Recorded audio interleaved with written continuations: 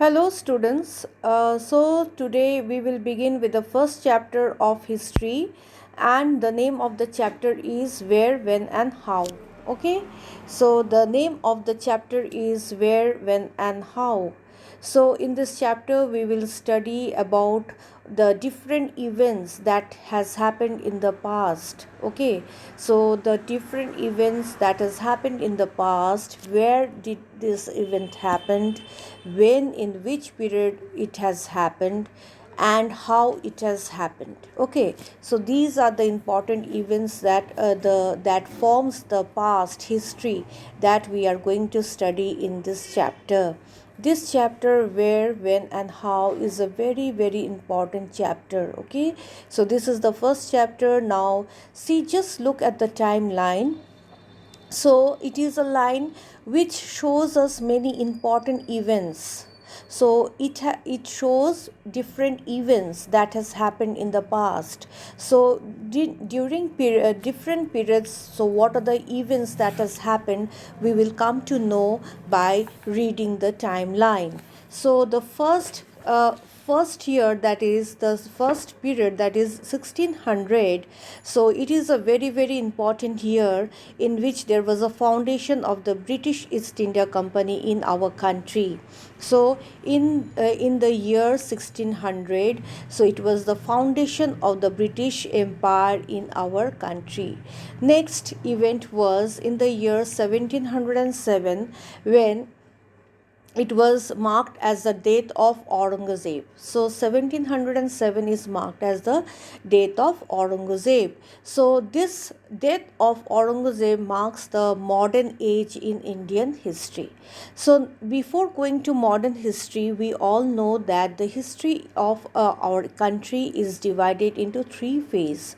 What is this three phases? That is ancient, medieval, and modern. Okay, so ancient age, medieval age, and modern age. You all must have read in class 5 and 6 about the ancient age, the medieval age. Now, so in class 8 we will study about the modern age. Okay, so 1707 is the mark of the in this year. What happened? There was a death of Aurangzeb, the last ruler of the Mughal Empire, and which led to the foundation of the British rule in India, and also it is the mark of modern age in India. Okay, now in the year 1757 is marked as the important year for the Battle of Plassey. A very important battle was fought in Plassey, and in which year it was fought? It was fought in the year 1757. Okay, now next event was in the year 1857. In the year 1857, this year is regarded as the revolt of 1857. Okay, it was a revolt of the Sepoy Mutiny revolt against the Britishers. All right, and the last year, that is the 1947, it is a very important year in Indian history, as because for the achievement of Indian independence. So 1947 is a very important year. Very important event that took place in this year was that we have achieved independence from the hands of the British rule. Okay, so by learning this, reading this timeline, we can get to know about different events that has happened in the past. We do not know what are the events, isn't it? And in which year it has happened, and what was the event. So all we can come to know from reading this timeline. Alright, now let us go to the time frame. So what is this time frame? It is an outline. So as you all know that Indian history is divided into three phases, that is ancient, medieval, and modern age. Alright, and what happened was, there was a during in the 16th century, there Europe already had the modern age, but it was not so as European country, they had the modern age, so it was not uniform all over the world. During the 16th century, our country India was still in the medieval age. We did not start with the modern age. So our modern age in our country India has started after the 16th century, after the death of Aurangzeb, that in the year 1707. All right. Now, so the next point we will study is the modern period and overview. So what is this overview of the modern period? That the modern period in Europe began with the European Renaissance. Now what is this Renaissance? Renaissance means a complete development, revival of everything. Okay, so that change for the best, change for the better, that is known as Renaissance. Revival of the interest in the life of the human being led to the humanism, which found expression. So the human, they started to express themselves in the form of music, painting, sculpture, theater, literature, and science. Okay, so there was a revival, total revival, in which part of that is music, painting, sculpture, theater, literature, and science. All right.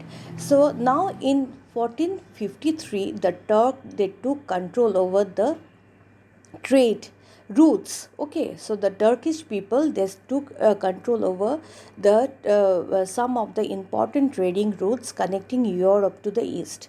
So this forced, when this European, they saw that Turkish people, they are coming and going for trading to different countries. So the European countries were also interested to go for trade. Okay, so what happened? There was an adventure initiated by the movement called Renaissance and encouraged long sea voyages. So there were many people of Spanish people, Portuguese people, explorers. Okay, so among them, the most important was Magellan, Christopher Columbus, Vasco da Gama, and made their mark in finding new sea routes. Okay, so they started for a long voyage, and they started discovering new sea routes across the globe. All right, and after discovering new sea routes, that helped in making them good marketing for new trade. They wanted to trade with eastern countries of the world, and India was one of them, which led to the emergence of imperialism. Now what is this imperialism? Imperialism means a systematic control over the territory, over the political system, over the economy of the very powerless country. They wanted to capture the economy, they wanted to control the political system, and also they wanted to control the territory. That is known as imperialism. Okay, and it was one of the country, that is India, that we have so many Portuguese, Spanish, and European traders. They started coming to India to trade. Okay, but they have a different motive to come to India, and to control the political system and economic life of the less powerful country by the more powerful countries. So who were the more powerful countries? The powerful countries were the countries belonging to western part of the world, that is the Europe, especially the European countries. Okay, so we have discussed about the timeline, the different events, and then we have discussed about when, during which period European was having their modern period in the 16th century, with the upcoming of Renaissance. And then we have discussed which period we Indians, we started having the modern age, that was after the death of Aurangzeb. Okay, and what made this Portuguese and Spanish, this European country, to come to the eastern country to have trade? So what was the intention? This all we have discussed. Okay, so in the next video I will discuss about new geographical categories. Okay, so this much for today. Thank you, students. Thanks for being with me.